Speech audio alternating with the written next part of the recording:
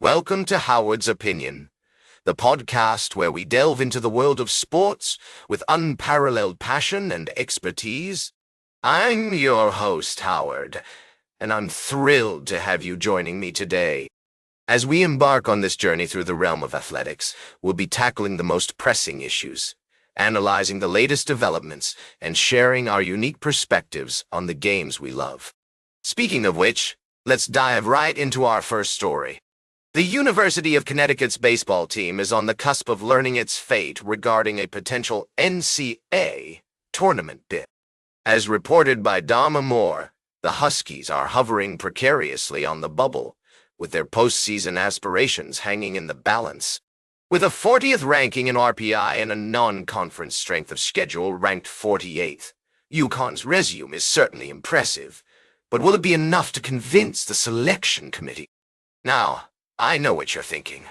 The Huskies have a rich history of success in the tournament, having reached the Super Regional round in both 2022 and 2024. But, as we all know, past performance is no guarantee of future success.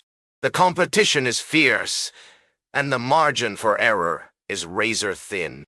And what about Xavier, you might ask? The Musketeers, with their 39th ranking in RPI, are also vying for one of the last spots in the field of 64. Their head-to-head record against UConn, having won 3 out of 5 meetings, could prove to be a decisive factor in the selection committee's deliberations. As I see it, this is a classic case of on the one hand, on the other hand. Both teams have compelling arguments, and the committee will have its work cut out for them as they weigh the merits of each squad. It's a tough decision, to be sure, but that's what makes college baseball so thrilling. And there you have it, folks. A cliffhanger of epic proportions. Will UConn secure a spot in the NCAA tournament, or will Xavier's impressive resume prove to be the deciding factor? We'll be keeping a close eye on developments and bringing you all the latest updates as the story unfolds. We'll be right back with more fascinating sports news on Howard's Opinion. Welcome back to Howard's Opinion. We're diving into the world of college baseball, where the stakes are high and the competition is fierce. I've got a trio of stories that showcase the excitement and drama of the sport. First off, let's talk about the latest developments in the CC tournament. Ole Miss was looking to take home the championship title, but they fell just short against Vanderbilt, losing 3-2 in the final game. Despite the tough loss, Rebels coach Mike Bianco is emphasizing the importance of moving on and focusing on the next challenge. He's been preaching a shower-well mentality all season, encouraging his players to reset after wins and losses alike. It's an interesting approach, and one that seems to be paying off for Ole Miss.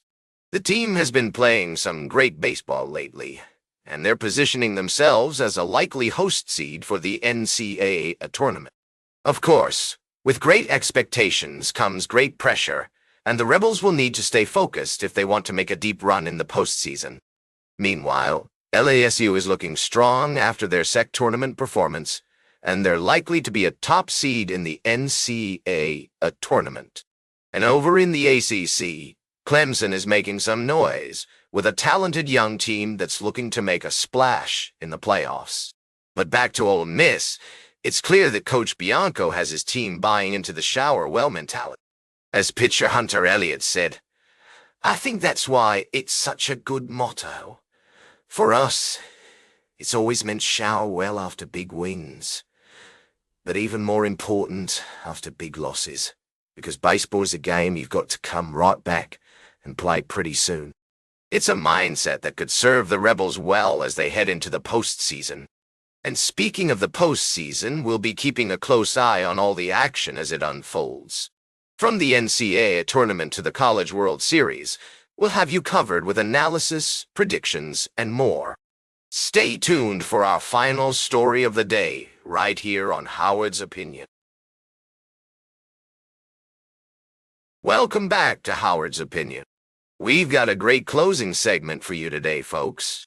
I want to dive into the world of sports, specifically the NFL, and talk about a legend who still manages to draw a crowd, Tom Brady.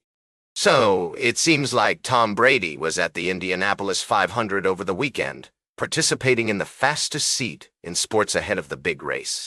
And as you might expect, he got quite the reception from the crowd. But it wasn't all cheers and applause.